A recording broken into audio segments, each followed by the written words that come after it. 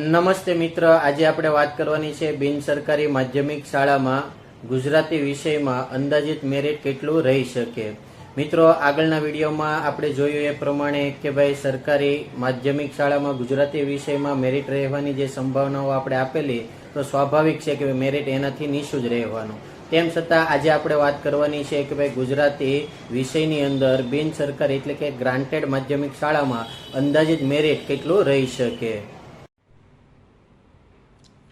બિન સરકારી માધ્યમિક ગુજરાતી વિષયની જગ્યા કુલ જોઈએ તો 462 આપેલી છે, જેમાં જનરલની 159, EWH 76, SCની વાત કરીએ તો 15, OBCની વાત કરીએ તો 105, STની વાત કરીએ તો 107।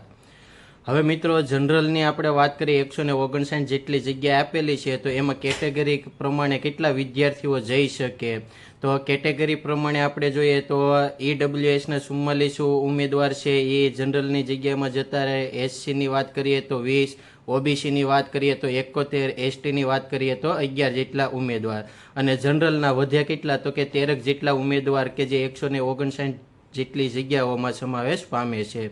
તો એ પ્રમાણે આપણે મેરિટની વાત કરીએ તો મેરિટની વાત કરતા પહેલાં મિત્રો, અમારી ચેનલને સબસ્ક્રાઈબ કરો, લાઇક કરો અને શેર કરો, જેથી કરીને આવનારા વિડીયો છે એ તમારી સુધી પહોંચી શકે। ત્યારબાદ આપણે વિદ્યા સહાયકના પણ જગ્યાઓ બહાર પડશે, તો આ રીતે મેરિટ લિસ્ટ બનાવી અને અપલોડ કરીશું, તો એ વિડીયો પણ તમને મળી શકે। એ માટે ચેનલને સબસ્ક્રાઈબ કરો, લાઇક કરો અને શેર કરો।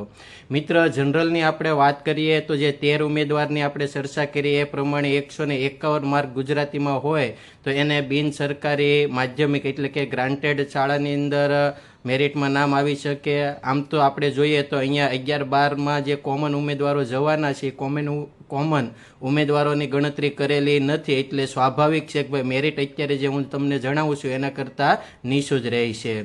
હવે આપણે વાત કરીએ કે ભાઈ EWHમાં 76 કેટેગરીની જગ્યા છે, પ્લસ 44 જેટલા ઓપનમાં જાય તો 120 જેટલા ઉમેદવારોનો સમાવેશ થાય, તો એ પ્રમાણે મેરિટ અટકવાની સંભાવના 146.5। હવે આના કરતાં પણ નીચું જશે, કેમ કે 11-12માં કોમન ઉમેદવારો છે એ જતા રહે એટલા માટે। STની વાત કરીએ તો એમનું મેરિટ કેટલે અટકશે તો કે 145, એની કરતાં પણ નીચે। OBCની વાત કરીએ તો 148, એનાથી પણ નીચું, અને SCની વાત કરીએ તો 149.5। હવે મિત્રો, આ જે મેરિટની આપણે વાત કરી છે કે ભાઈ સ્વાભાવિક છે કે મેરિટ આનાથી નીચું જ રહેવાનું છે, કેમ કે 11-12માં પણ કોમન ઉમેદવારો છે એ જતા રહેવાના છે।